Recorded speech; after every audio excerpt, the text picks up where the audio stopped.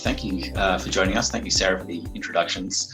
By way of topics, what we're going to talk about today is broadly two areas: indoor air quality, sort of the elements that go into what influence indoor air quality, but also how we can measure that, how we can quantify it, how we can tell if it is healthy and safe for us.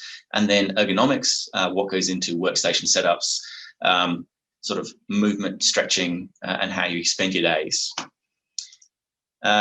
So it seems like a funny position to start with, but just how aware are you of your environment? If you have a smell, if you have a sniff of what's around you, can you detect anything that is intrusive, unusual? Is it the same? Can you smell cigarette smoke, perfumes and deodorants, the smell of candles, car exhaust? All these kinds of things, although they're always present, we tend not to pay a lot of attention to them when they come into indoor air environments. For some reason, indoor air, we feel a little bit like we're sort of insulated from the outside world. But it is in fact important enough that NASA employs a professional smeller just to smell all the items that go up onto the space shuttles and International Space Station and that kind of thing, because the chemicals and compounds and the air around us play such an important role in our health and productivity that if it's managed poorly, it can have a significant detrimental effect on our everyday lives.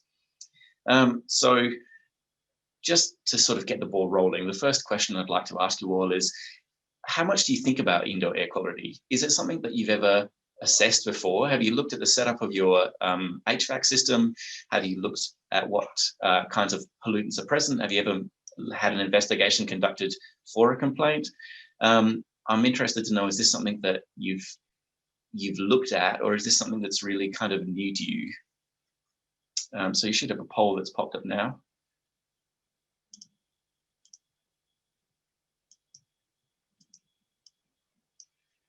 It's certainly something that in the COVID environment, we started to see a lot more of in terms of indoor air quality, more from a ventilation assessment kind of layout, how well the air moves in our offices, how good the filters are in our HVACs and that kind of thing.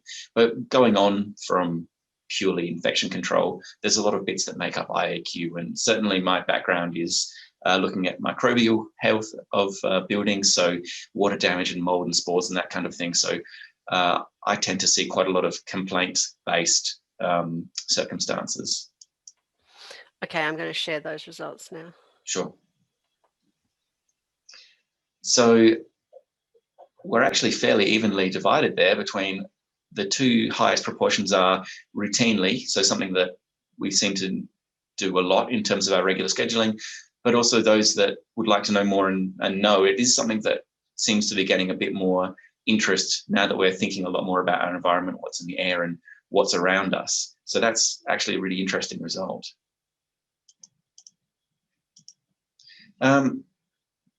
Outdoor air pollution, we are pretty cognizant of. We can see it when you drive into the city. You can smell it. It's generally perceived as hazardous. It's something that we're kind of a bit more aware of. It's more conspicuous. When you look at a picture like this, where you've got a whole lot of smog and smoke and people wearing face masks, it immediately kind of triggers us to think about our health and the impact. But in terms of indoor air, it's a little bit like out of sight, out of mind. We feel like sometimes when we go into a building that, the nasty stay outside. It's a bit like hiding your head under the blanket to be safe from the monsters. But there's actually a lot of indoor air quality issues that persist not only from outdoors through to indoors, but are also unique to indoor environments. And in fact, the air inside of buildings, depending on what the building's used for and where it's located, can be a lot worse than outdoor air. There's a range of chemicals, particularly if the workplace handles a whole lot of different things that might be produced off-gassing chemicals, but doesn't ventilate properly. There can actually be a lot higher inside, and that can have a pretty impressively powerful influence on our productivity, on our concentration. Studies tend to find that performance drops, complaints tend to increase, things like allergy and asthma tend to pick up. You see people taking more sick leave, a lot more complaints of illness tend to result. And ultimately, this not only degrades the health and welfare of the people in those spaces, but also the productivity on the workplace that they're in. There's a range of different sources of indoor air pollution. I mentioned before, I look at water damaged buildings a lot. And so the smells that result from that, and mold spores and those kinds of biological fractions can certainly have a very strong influence. There's volatile organic compounds. They can come from things like glues and resins, paints, anything that has a solvent kind of smell. Depending on where your air intake for the building is located, you may be drawing up exhaust fumes from cars and trucks. If it's located poorly, it might be near, say, a loading dock or where heavy vehicles come in, and all of these combustion byproducts and parts of fuel and that kind of thing can come into the indoor air and have a very negative influence on everyone that's in there. Studies into the way indoor air quality affects our productivity tend to show that as our dissatisfaction with air quality increases, our performance tends to precipitously drop in a very kind of linear way. We can see as we become more dissatisfied, our ability to do our job kind of erodes fairly rapidly. And certainly when you model that against, say, the ventilation rate as a bit of a surrogate indicator for how good the indoor air quality is, as the number of air changes per hour essentially gets less and less, so you're getting less ventilation, you tend to get an increase in illness or sick leave that is taken by people in those workplaces.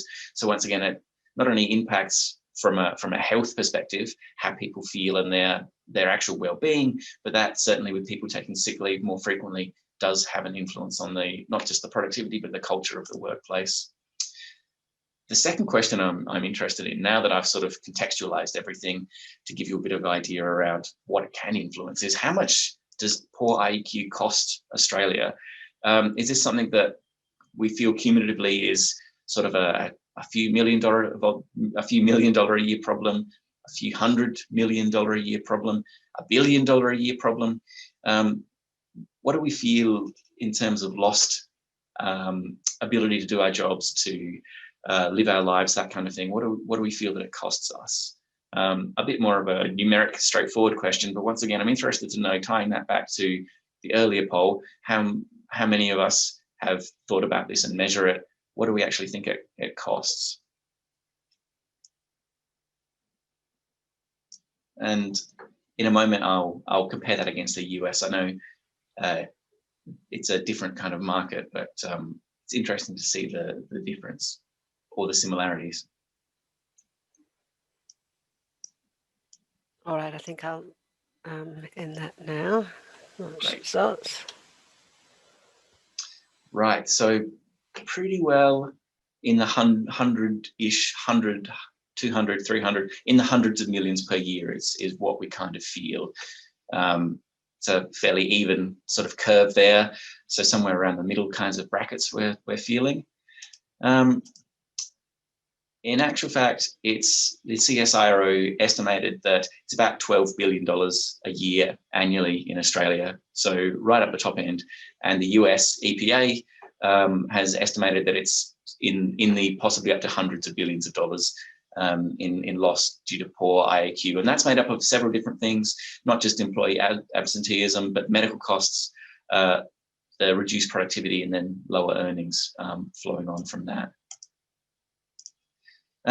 So it's, when you look at indoor air and why it has this kind of impact, there's actually a range of compounding problems. So our lifestyles have changed, particularly in the last 12 months. We're often sitting down a lot more, we're confined indoors, and we've probably got a bit less time for relaxation and health-based activities.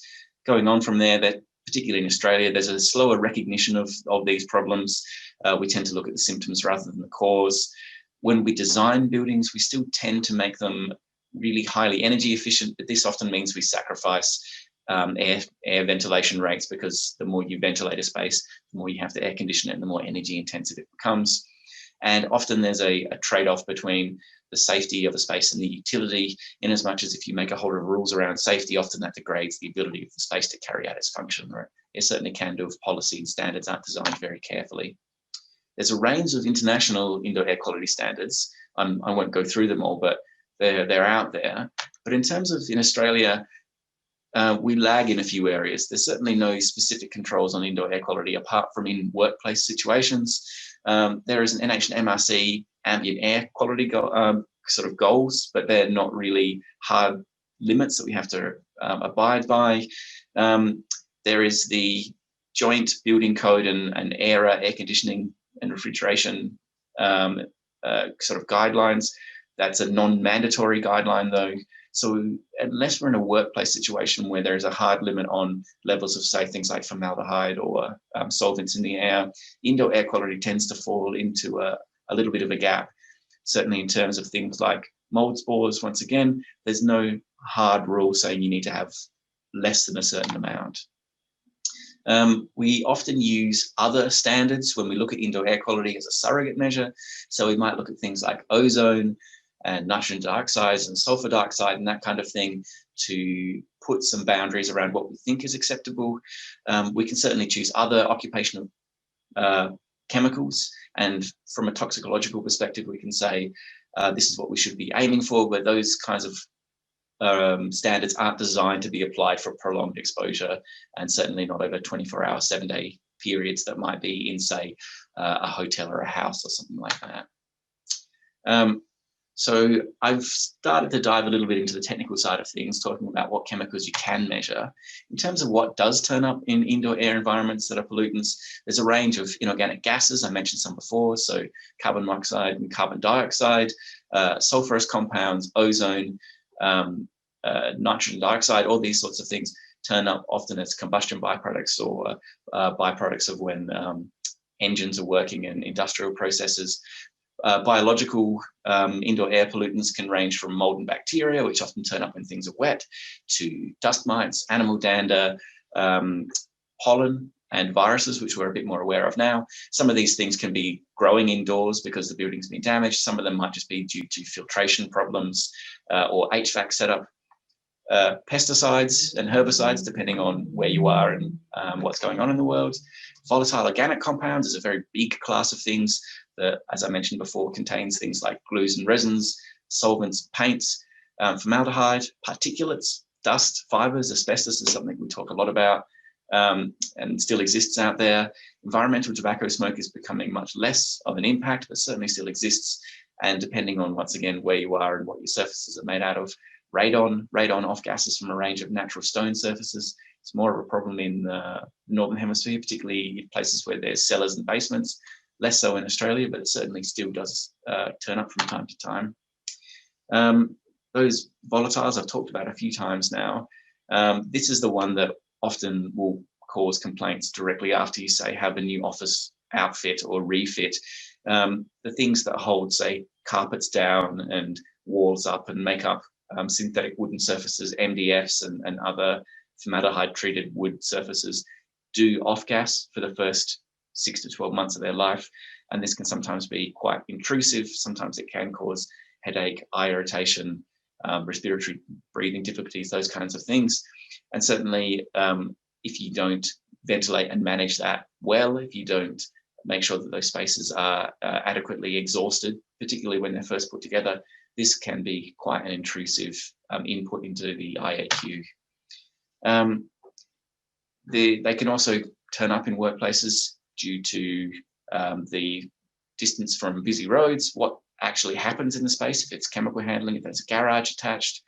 The monitoring of VOCs is relatively straightforward. There's a range of devices you can go out that just sort of test the total amount of VOCs and give an indicator of what's there. But certainly in terms of controlling them, the ventilation setup and filtration can certainly be a key factor in making sure that doesn't have a really strong influence.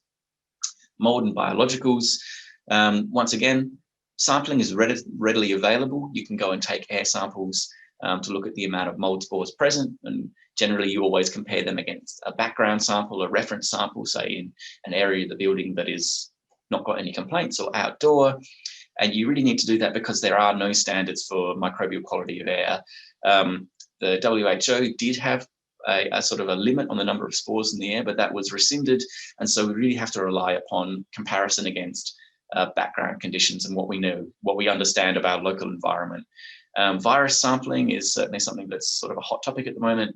It's surprisingly tricky to carry out depending on what you're looking for, and it's not necessarily the best course of action.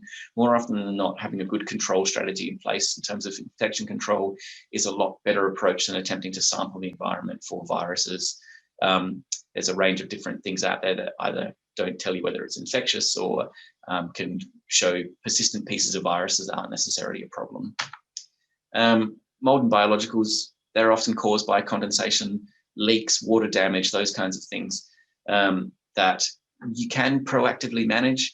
It's worth having someone come through and do an assessment, particularly if you feel condensation is an issue, or making note of things yourself, whether that's discoloration or wet patches, spots where you think mold is growing, areas where you do get complaints.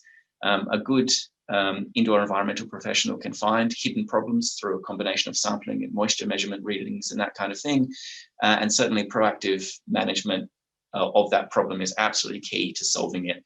Identifying moisture issues and then rectifying them is absolutely going to solve the problem, whereas things like increasing your filtration and putting in air fresheners is not going to get you very far and may in fact make the problem worse. I'll wrap it up now with talking a little bit about airflow and ventilation. The things that we probably have the most control of, at least a lot of the time, are things like humidity and temperature. It's the thing we're probably most familiar with when it comes to indoor air. And we have some pretty good understanding of what constitutes comfortable indoor air from this perspective. 30 to 60% relative humidity is about right. If you go over 65, you start to produce the environment where microbial growth will occur. And too little humidity, once it's too dry, not only is it uncomfortable, it makes your throat and eyes and everything itchy and sore. It can actually increase infection risk. When those membranes are sensitized, you tend to be more likely to pick up an infection. So that's something that we should aim to control between that 30 to 60 bracket. Once again, it's relatively easy to measure, can be a little bit more complicated to control depending on your setup, but it's certainly something that you should have a fair degree of insight into relatively rapidly. Same with temperature. We have a pretty good understanding that sort of 20 to 24 degrees is about right. And if you start to see uneven heating and cooling, not only does that cause discomfort, but as you have hot spots and cold spots particularly, you're more likely to get things like condensation forming, where you've got a big condensing surface. Moisture tends to be pulled out of the air, and once again, you start to get things like moisture and bacterial damage, which is not only unsightly, but it can be smelly and then can become a hazard to people's health. Air changes per hour is one of the modifying factors that influences both of those things, temperature and humidity. About 6 air changes per hour is sort of the recommended number. That number is typically higher for healthcare settings where you want to ventilate those spaces not only more efficiently, but more readily. But you want to make sure that your mixing efficiency is also good. It's no good having a really good number of air changes in a small area where the whole rest of the space doesn't mix particularly well. So office layout there, or workshop layout, or whatever it is, to make sure that you've got good ventilation that captures and moves all that air is actually just as important as the total number of air changes per hour. So making sure that your filters not only are good, but aren't completely blocked and are capable of taking out the contaminants that you might find present is, once again, that's the key factor there. But that's always got to be balanced against the heating and cooling and humidity requirements. The more air that you turn over, the more you have to condition it, which becomes a complicating factor there. I'll finish up by saying there's a range of wonderful gizmos and gadgets and other things out there that have certainly turned up in the COVID environment, aimed to improve air quality. Some of these have a noticeable positive influence, some of them not so much. There's no silver bullet in terms of solving infection control, and depending on where you are and what your setup is, a lot of them are very difficult to retrofit. UV air treatment is one that gets discussed a lot. It can be used in hospitals and other spaces like that. It's more difficult to retrofit to an old system. It can have a fairly measurable impact on some fractions of the air, but it's not going to solve all the problems. It won't solve a moisture issue. If you've got a whole lot of mold spores coming off a wall, it won't really fix that. And it still relies upon you having a good and well-functioning HVAC system. Bipolar ionization turns up a lot, produce charged particles that essentially pull other things out of the air. It's been around for a long time, can produce ozone and can make its own problems. And once again, doesn't necessarily remove the particulate. It typically just makes it settle out of the air. And fogging gets spoken of a lot, chemical fogging to treat air problems. The takeaway there is it's not endorsed by any major authorities. It's difficult to dose. It can cause damage to plant and equipment as well as people's health. And it's not as good as other risk reduction principles. So the bottom line is please don't do a great big fogging program. It's not going to be as good as making sure that all those other parameters we've already spoken about are really working well. So that's it from me. I'll move on to David now, who's going to talk about workstation ergonomics. Thanks, Michael. So one of the other things that we wanted to discuss today or present to you today is around workstation ergonomics. Do you want to go on the next slide?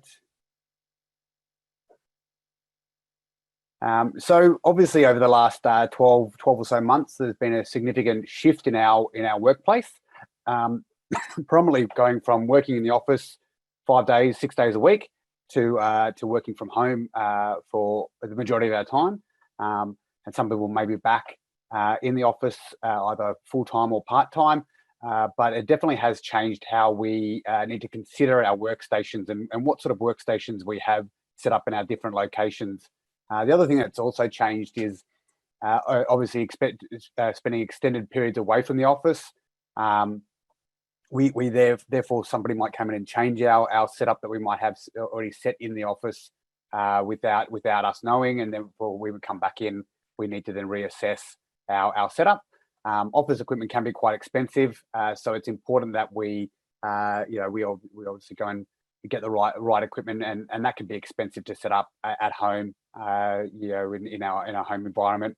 And hot deskings is something that I think a lot of people expected to be almost commonplace in a post-COVID world. But obviously there's now a risk with if people are hot desking and sharing a desk. How do you keep that space clean between the users? And then we'll talk a bit about car ergonomics. And so speaking of things like flying, so obviously border closures and the confidence in flying has meant people have decided to drive. So therefore, it's important that we consider our car to be a workplace as well. So we've got a poll for everybody, which will pop up now. So we just want to have everybody, I guess, have a think about what their current situation, work situation is, either personally or for your business. So does your business predominantly work from the office, or is it from home, or is it a bit of a split, or is there another type of setup that you have that might not necessarily fall into those three categories? So I'll give you half a minute to fill that out, and then I'll get the results up. But it's definitely been an interesting shift and it's almost forced a lot of businesses to think about how their workers are provided with systems for working from home versus working from the office versus other options. I mean, things like Teams meetings and Zoom meetings and all those sorts of things have been commonplace in terms of how we do business nowadays. Sarah, is those results? Yep, just coming. Yep. So it looks like it's a bit of a split. Sorry, pardon the pun, but a split between working from the office versus working from the home and the office. So, which is fairly common. That's pretty much what Greencap is currently doing as well. So most of our workers would either be working most of the days in the office, or a bit of a split between the office and home. We'll jump into the next slide.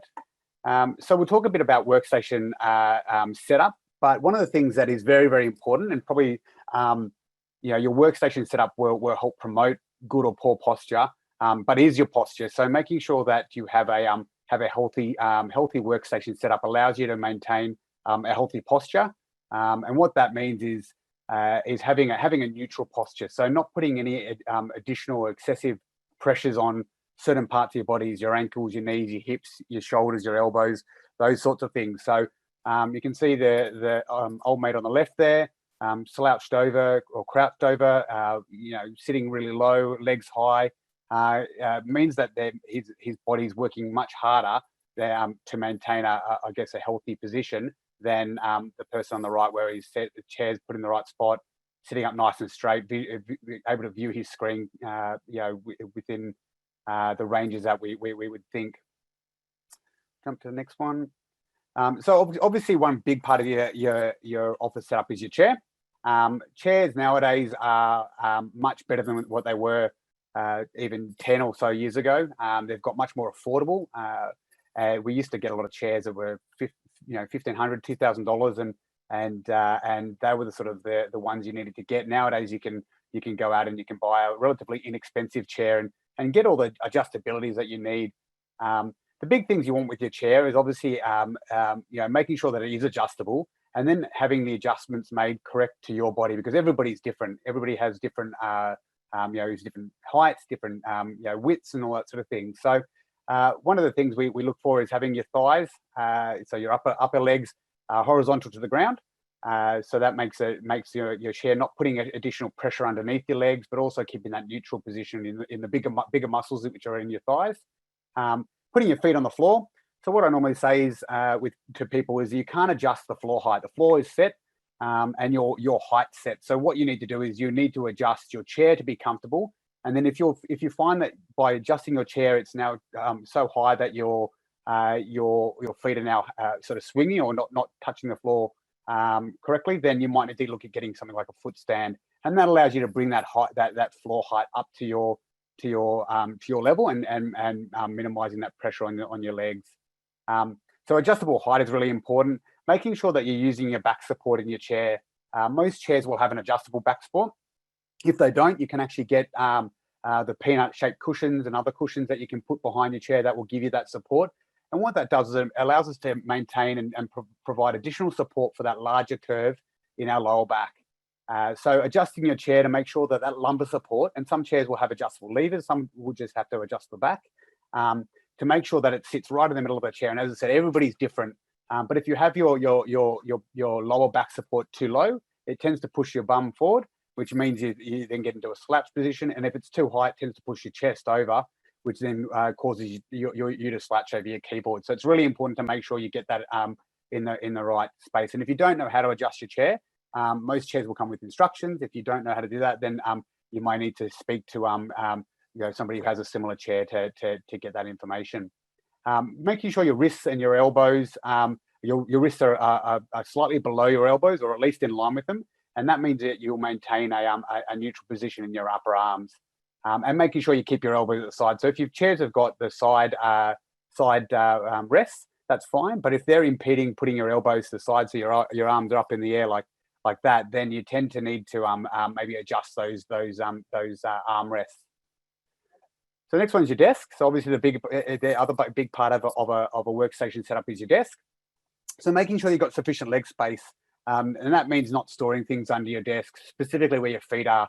That impacts how far you can pull yourself into your desk, and that can affect how our posture is. Making sure the desk is smooth and flat. There's no sharp edges or corners. There's enough room for all our equipment. So if we're using papers and iPads and computers and laptop screens and all that sort of stuff, making sure there's enough room for all those items on our desk.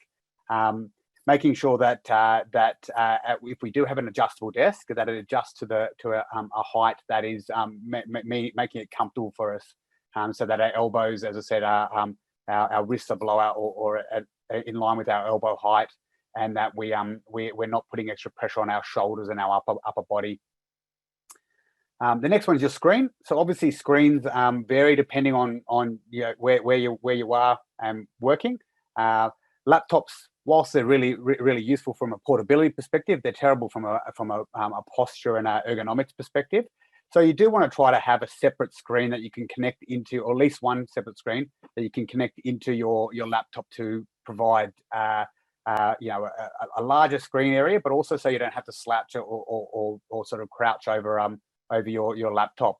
So if you can have that screen, have it set up so that it's about an arm's distance away. And I normally tell people that when you do come into your workstation setup, if it's not something that you know is set, so your home office setup that nobody's been touching, then I would suggest that you just stick your hand out.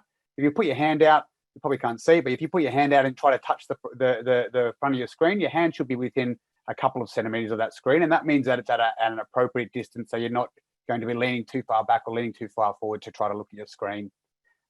Making sure it's in front of yourself. If you are using multiple screens, whichever screen you use the most, should be directly in front of you, and the other screen off to one side, whichever side's comfortable. And if you do need to, you might need to get some monitor stands or screen stands to be able to increase that height of the screen. But essentially, you want the top edge of your screen, or the top sort of inch or so of the screen, in line with your eyes. And what that means is our eyes naturally look at a little bit of an angle down, and so it means that will naturally look at the center of the screen rather than having to lean back to look at the center of the screen if it's too high, or too low, leaning over to look at the center. And then we talk about the peripherals. So the keyboard and mouse obviously is probably the most important peripheral that we would use with our screen, with our computers. Obviously, trying to have a separate keyboard and mouse that's detachable, either wireless or wired, whichever way you like to do it. But try not to use our laptop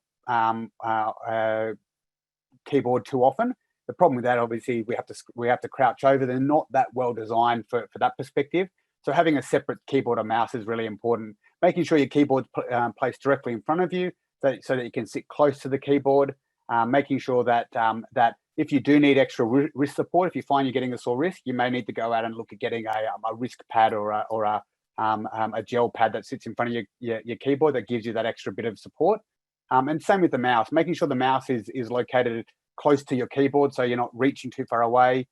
Making sure that you're trying to maintain that neutral wrist position. By that I mean keeping your hand fairly straight, not cocking it up or pushing it down too far, and making sure that we do stretch our wrists and stretch our hands a lot, because obviously they've got lots of little muscles and ligaments in them, and we need to make sure they're kept stretched. Otherwise, we tend to get higher risk of something like an RSI injury or some other fine muscle injury. And if you're not using your mouse, bring your hand back onto your keyboard. Try to keep it in front of you, because obviously when you've got your mouse to the side, your arm will be pushed out to the side, which is putting an additional pressure on your shoulders. The other equipment to think about, obviously, is things like making phone calls. If you do make a lot of phone calls, or if you do have a job that requires you to make phone calls, it's worthwhile getting a headset, a good quality headset, whether that's one that will go into your mobile phone, or whether into your desk phone, or whatever it is. But making sure you've got a good quality headset that you can use when you're having those long phone calls. It frees up both your hands then to do things, but also takes the pressure off us having to hold the phone to our head while we're trying to use both our hands. If we are doing different tasks, making sure that we intersperse them throughout the day with our computer work, so that we're not putting all our pressure and doing hours and hours of computer work and then doing hours and hours of writing. If we do a lot of paper-based work, a document holder is really useful. It can go in front of our computer screen. It can mean that we're minimizing the need to twist our neck and move our neck. We can just use our eyes to scan the documents. We talk about zones on our desk as well. So we have these different zones. So basically, you've got your frequently used zone. So within sort of arm's reach, if your arms are sort of on the keyboard, anything within that range, so your mouse, your keyboard, maybe a cup of coffee, is close to us. Then we have our sort of semi-used zones. So that's the things that are a little bit further away, maybe within sort of a straight arm distance. That'll be things like maybe your desk phone, your writing pad, USB sticks, those sorts of things. And finally, the rarely used zones. So they're things that can put on shelves that we might need to get up and get, and we don't use very often, maybe once a week or so.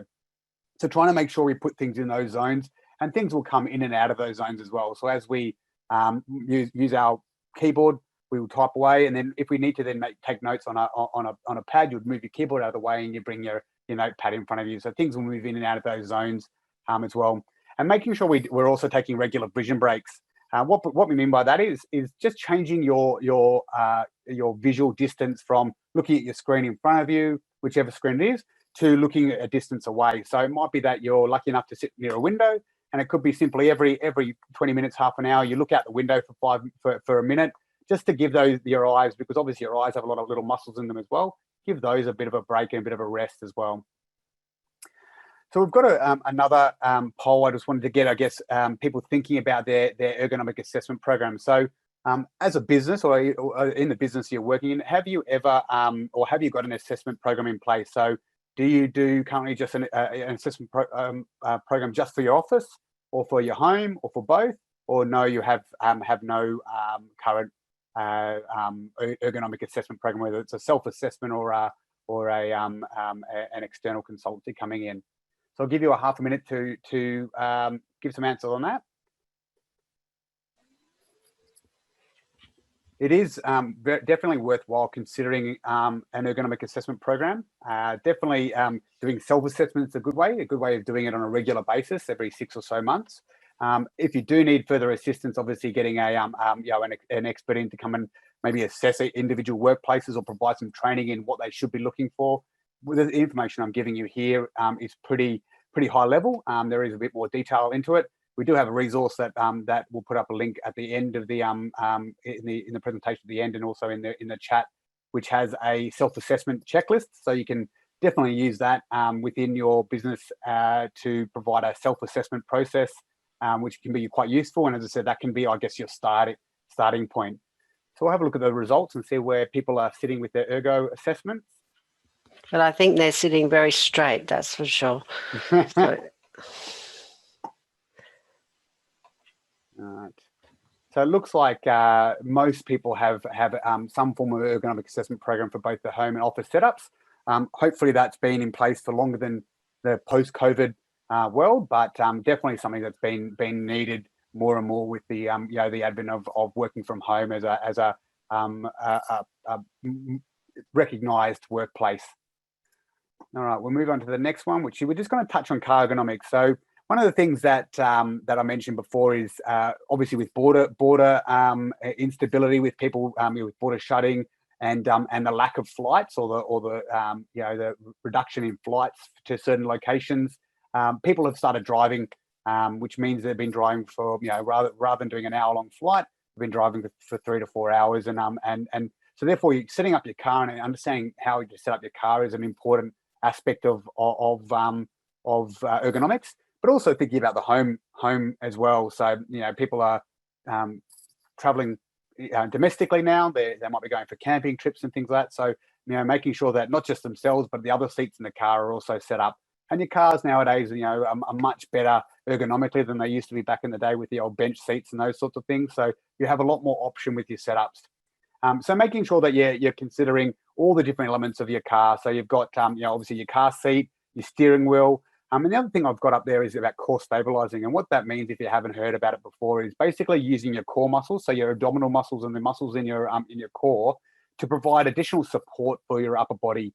As I said, you've got the biggest curve in the lower back, and that means that you've got the most instability in that area. So it's important that we consider core stabilizing it as part of our general program of health.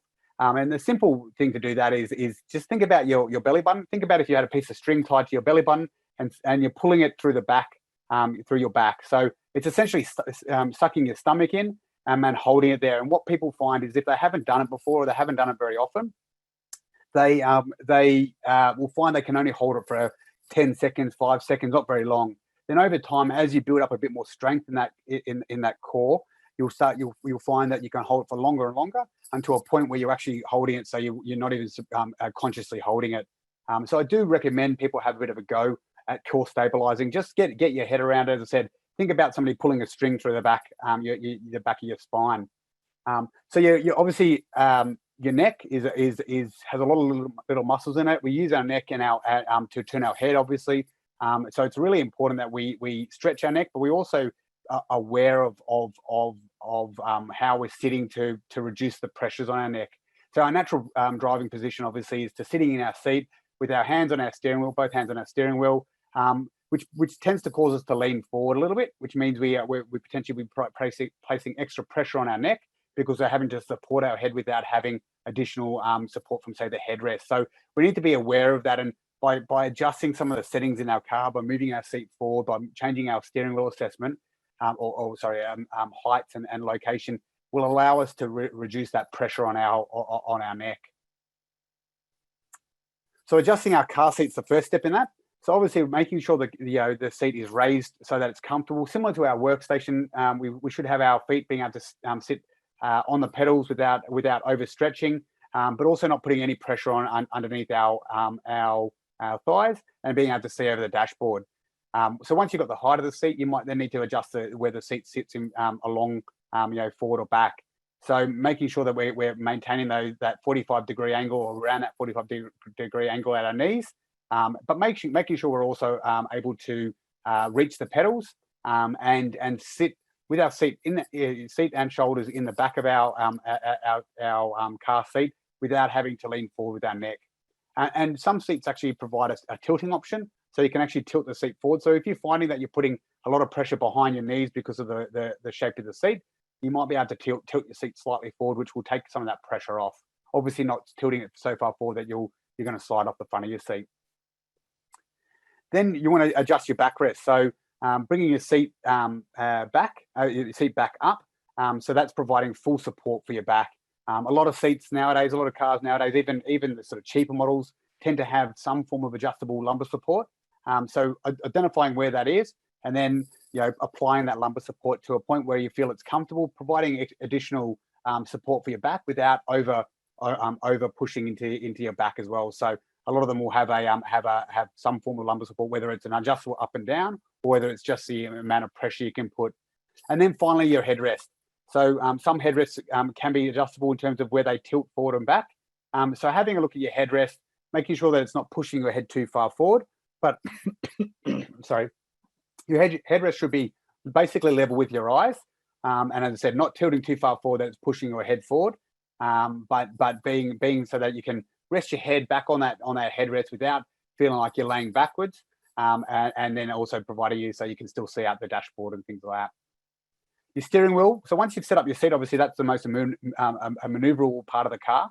You then want to adjust your steering wheel. So most cars will have generally two forms of adjustment on your steering wheel. Some cars have more, where you can adjust the height up and down, but also bring the steering wheel forward and back. So it's important that you sit in your seat with your seat set up correctly, have your hand on the wheel, unlock your steering wheel. Generally, there's a locking point underneath the steering wheel.